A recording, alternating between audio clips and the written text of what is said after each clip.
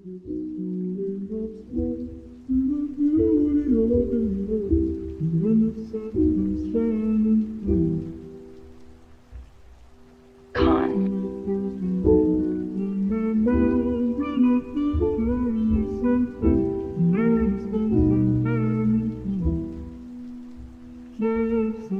semuanya, selamat datang kembali.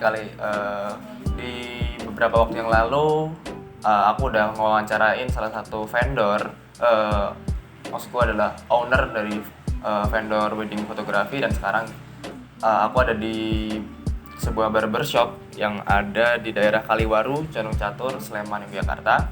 Nama barbershopnya adalah DS Professional Barbershop ya mas sebenarnya. Dan sekarang aku ada di sini bareng dengan ownernya, namanya Mas Dul. Nama aku Putra mas. Jadi mungkin boleh diceritain mas tentang profil tentang barbershop ini. Profil tentang barbershop ini. Profil yang gimana nih? Ceritain aja tentang barbershopnya tuh, kayak misalkan dulu dibangun pas kapan dan lain-lain gitu. Oh iya. Kalau awal berdiri sih itu tahun 2017. Kalau bulannya tuh mungkin kurang lebihnya bulan Mei akhir atau April itu. Tahun 2017 Mei April dulu awal buka tahun 2017. Sudah berjalan kurang lebih berapa tahun ya? 5 tahun ya? 5 tahun. Ya, alhamdulillah sudah berjalan 5 tahun. Terus profilnya sih lebih ke ngangkat konsep minimalis, tapi lebih ada dimasukkan konsep-konsep klasik juga gitu. Kurang lebih sih kayak gitu sih profilnya. Oke, di sini juga ada Ya, ada gitar juga. ada foto-foto kayak klasik-klasik gitu. Keren-keren mas. Tadi mulainya di sekarang tahun 2017 ya mas ya? Iya, betul. Kenapa sih kok bisa kepikiran untuk membuat barbershop ini? Nah, awal dulu kan karena pas masa kuliah kan bingung nih untuk mau cari usaha yang bisa disambi kuliah sama yang bakal kepake terus gitu kan. Sempet beberapa dulu survei, akhirnya dapat di bidang jasa, tapi kan jasa masih banyak ya. Ada yang kemarin tuh cuci motor, cuci mobil itu, tapi modelnya memang agak meledak. Nemulah konsep ini, maksudnya nemulah kayaknya mungkin dulu kalau orang-orang taunya potong rambut biasa gitu kan, tapi sekarang menuju eranya sekarang udah barbershop gitu kan.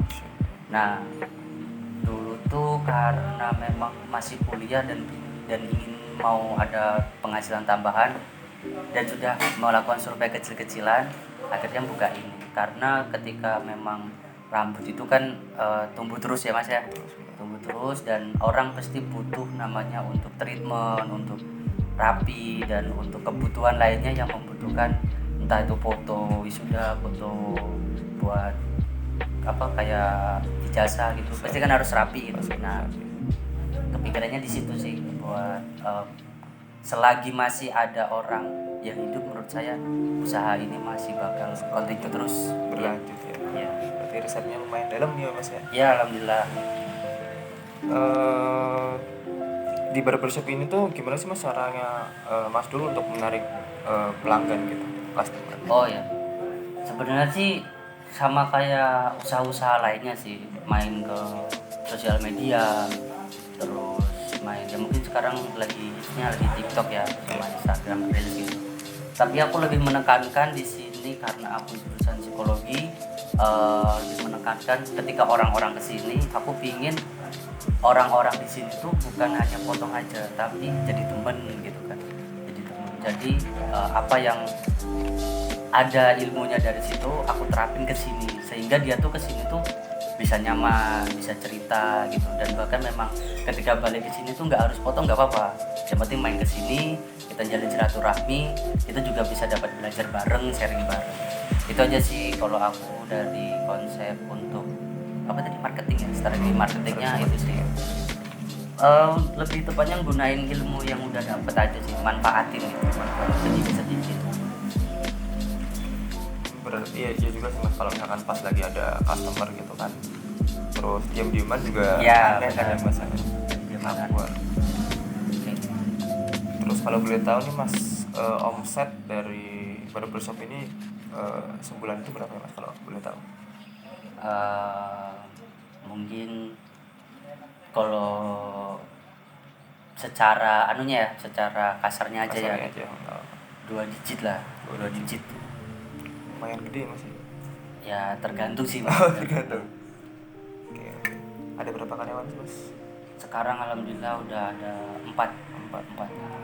Alhamdulillah 4. Terus lika-liku dari ngebuat barbershop ini selama ini itu apa Mas, kayak suka dan dukanya gitu?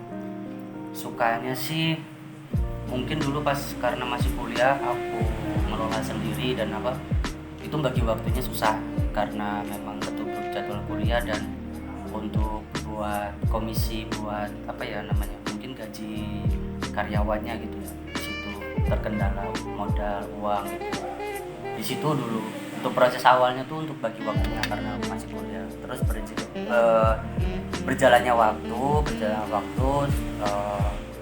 masalah awal sudah teratasi, nemu lagi sekarang yang agak ribet ada pengelolaan karyawan,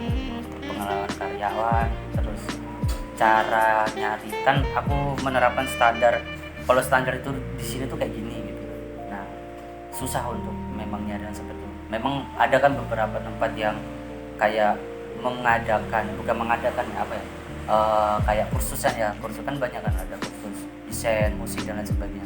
Itu ada tuh kursus barbershop juga gitu. Tapi nggak semua dari yang situ tuh sudah siap untuk bekerja gitu. Nah, aku pinginnya sih yang bener-bener bisa di jam terbang yang udah oke, yang aku cari buat join di sini. Itu aja sih yang susah buat mengelolanya, karena setiap orang yang megang mungkin kata orang hasilnya bakal beda-beda ya, tergantung pengalamannya sama nangkapnya. Itu aja sih Mas yang masih agak rumit sedikit buat pengelolaannya. Itu dukanya ya? Ya dukanya. Untuk sukanya apa nih Mas? Kalau sukanya sih di sini aku sukanya karena yang datang ke sini tuh kan dari kalangan orang-orang yang berbeda-beda ya Mas ya. Ada yang menengah ke bawah, ada yang menengah, ada yang menengah ke atas gitu. Ya mungkin beberapa ada yang konglomerat gitu. Jadi di sini tuh bukan perihal dia menengah ke bawah ataupun menengah ke atas ya, tapi perihal dia cocok ke sini, datang ke sini, terus kita nih bisa menambah relasi secara, menurutku hanya dari potongan sini aja kita bisa nambah relasi gitu. Mungkin kalau ada yang suka bola, kita bisa join main bola bareng atau mungkin sharing-sharing bareng gitu kan. Terus ada yang usaha apa, kita bisa cari ilmunya apa gitu kan, yang kira-kira bisa diterapkan di sini. Kadang aku juga dapat nasihat-nasihat dari orang-orang yang udah lebih tua gitu kan, tentang kehidupan, tentang apa. Itu sih yang aku suka, karena yang datang ke sini tuh kan orang yang beda-beda. Enaknya di situ sukanya. Orang-orang pada punya pengalaman yang beda-beda, Ya benar. apa yang mereka hadapi beda-beda gitu kan. Ya, kita bisa sambil belajar sambil motong berarti Mas, sambil motong sambil motor sharing gitu ya. Sambil sharing. Lebih tepatnya sih gitu sih. Asik aja sih Mas sebenarnya. Terus yang terakhir ada konsep leadership nggak sih Mas di sini yang diterapkan gitu di barbershop ini? Leadership sih yang penting disiplin aja sih ya. Disiplin aja, kayak ya kalau jam 9 kerja, maksudnya jam waktunya kerja ya masuk gitu. Terus kalau waktunya istirahat jangan dipakai buat kerja. Memang harus istirahat gitu kan. Karena nanti kalau sakit kan bakal repot juga. Itu aja sih Mas sebenarnya leadership sih. Ya waktunya kerja. Kalau ibaratnya kita menganut agama masing-masing, kalau yang mau sholat, kalau yang mau sembahyang gitu aja sih.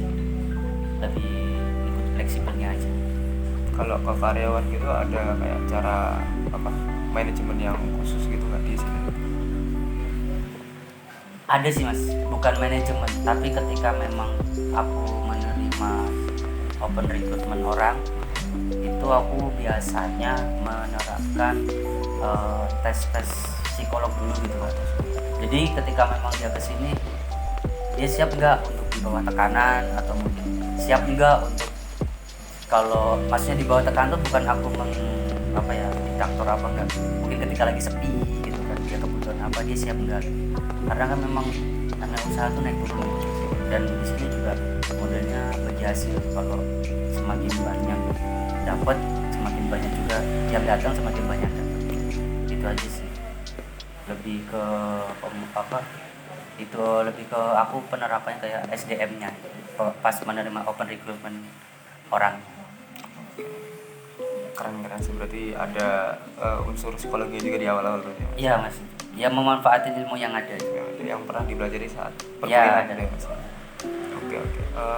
Mungkin untuk Jasi mas, mungkin mau promosi sosial medianya? Oh iya, boleh.